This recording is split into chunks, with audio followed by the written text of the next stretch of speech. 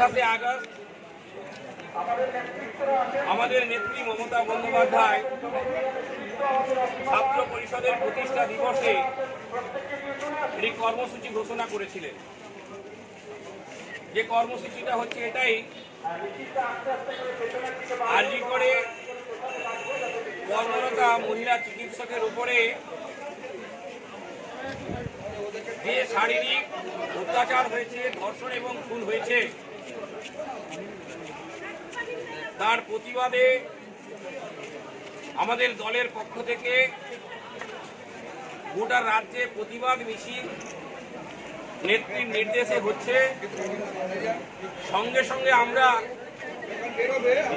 এলাকার মানুষের উদ্দেশ্যে এটুকুই বলতে চাই, রাজ্যের মাননীয় মুখ্যমন্ত্রী নিরপেক্ষতার সাথে রাজ্য সরকারের পুলিশ প্রশাসনকে নির্দেশ দিয়েছিলেন দোষী ব্যক্তিদের অ্যারেস্ট করতে হবে এবং যারা এই ঘটনার সঙ্গে যুক্ত তাদেরকে চিহ্নিত করে দ্রুত যাতে করে ফাঁসি হয় তার ব্যবস্থা করতে হবে। আপনারা জানেন 12 ঘন্টার মধ্যে যে সঞ্জয় বলে যে সিভিক পুলিশ, সে অ্যারেস্ট হয়েছিল এফআইআর এর 12 ঘন্টার মধ্যে।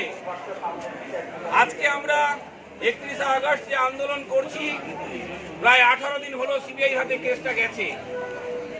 সেই কলকাতার পুলিশ যে একজনকে অ্যারেস্ট করেছিল তার বাইরে আর কাউকে সিবিআই অ্যারেস্ট করতে পারেনি। তো আমাদের বক্তব্য, সিবিআই তদন্ত করছে, সুপ্রিম কোর্টের নির্দেশে তদন্ত প্রক্রিয়া চলছে। ছাত্র সমাজের নামে পেছন থেকে বিজেপি নামক যে যাত্রা পার্টি পশ্চিমবঙ্গে রয়েছে, তারা কলকাতার রাজপথে যে নৃশংসতার সাথে রাজ্যের পুলিশ প্রশাসনকে, যারা শান্তির রক্ষক, সেই পুলিশরাও আমাদের কারুর না কারুর বাড়ির ছেলে, তাদেরকে রক্তাক্ত করেছে, ইটের বৃষ্টি করেছে। যে বিজেপির চক্রান্তের বিরুদ্ধে সারা রাজ্যে তৃণমূল কংগ্রেস আন্দোলনে মাঠে নেমেছে। আজকে আমাদের পূর্ব মেদিনীপুর জেলার উত্তরকাঁথি বিধানসভার দেশপ্রাণ ব্লকেও আমাদের এই কর্মসূচির ডাক দিয়েছে। আপনারা দেখছেন, মমতা বন্দ্যোপাধ্যায় ঘোষণার সঙ্গে সঙ্গে আজকে 31 আগস্ট এই সময়ের মধ্যে হাজারো হাজারো তৃণমূল কংগ্রেস মা বোন ভাই এবং অরাজনৈতিক মানুষ, বিভিন্ন ক্লাবের যারা প্রতিনিধি, তারাও আজকে আমাদের এই ডাকে সামিল হয়েছেন। আমরা চাই প্রকৃত দোষী ব্যক্তির সাজা এবং রাজ্যে যে অস্থিরতা করছে, ধর্ষণকে কেন্দ্র করে ওই মহিলার হত্যা বা মহিলাকে যারা নিগ্রহ করেছে তাদের ফাঁসি, এই দাবি থেকে সরে গিয়ে চেয়ার দখল করার যে লড়াই করছে, আমরা ধিক্কার জানাই। তৃণমূল কংগ্রেস মাঠে দাঁড়িয়ে পথে নেমে প্রতিবাদ করছি। তারই অঙ্গ হিসাবে দেশপ্রাণ ব্লক তৃণমূল কংগ্রেসের ডাকে আজকে আমাদের এই পথসভা। আমরা যাব একদম সিডিপি অফিস পর্যন্ত। আমাদের এই প্রতিবাদ মিছিল আমরা সংগঠিত করেছি। আমরা মানব না বিজেপির ঘৃণ্য রাজনীতির বিজেপির ঘৃণ্য রাজনীতি BJP BJP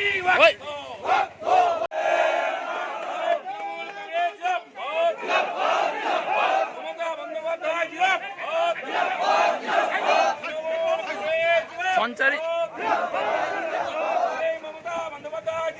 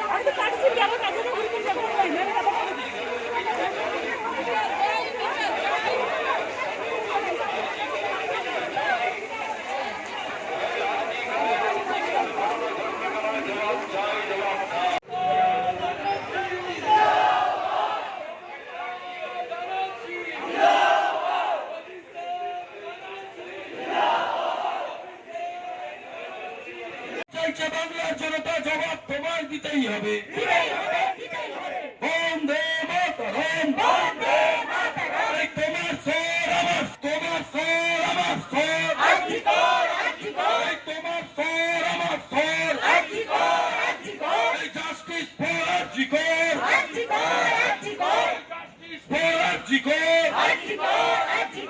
we want justice we want justice we want justice we want justice আরজিকরের বিচার চাই আরজিকর কাণ্ডে দোষী ব্যক্তির অবিলম্বে ফাঁসি চাই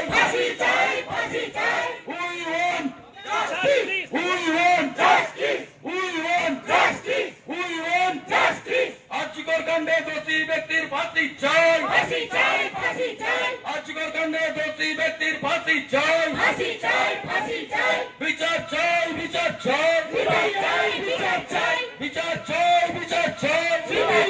বিচার চাই আরজিকর কাণ্ডে দোষী ব্যক্তির ফাঁসি চাই এই আরজিকর কাণ্ডে ধর্ষণ নিয়ে রাজনীতি করছো কেন বিজেপি জবাব চাই জবাব দাও তৃণমূল কংগ্রেস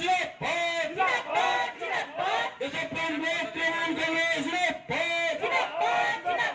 মমতা ব্যানার্জি মমতা ব্যানার্জি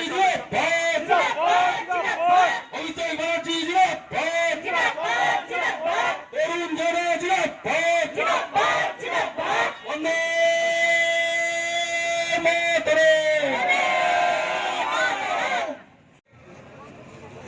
অরাজনৈতিক আন্দোলনের নাম করে ছাত্র সমাজের আন্দোলনের নাম করে গত 27 আগস্ট নবান্ন চলো যে ডাক দিয়েছিলেন, আজকে গোটা ভারতবর্ষের মানুষ, পৃথিবীর মানুষ দেখেছে কিভাবে আপনারা রাজনীতি করতে চেয়েছিলেন। নবান্নে আন্দোলনের নাম করে আপনার আমার বাড়ির যে ভাইয়েরা, আপনাদের বাড়ির সন্তানরা যারা শান্তি শৃঙ্খলা বজায় রাখার শপথ নিয়েছেন, সেই রাজ্যের পুলিশ প্রশাসনের উপরে এই দুষ্কৃতিকারীরা আন্দোলনের নাম করে পুলিশের রক্ত ঝরিয়েছে।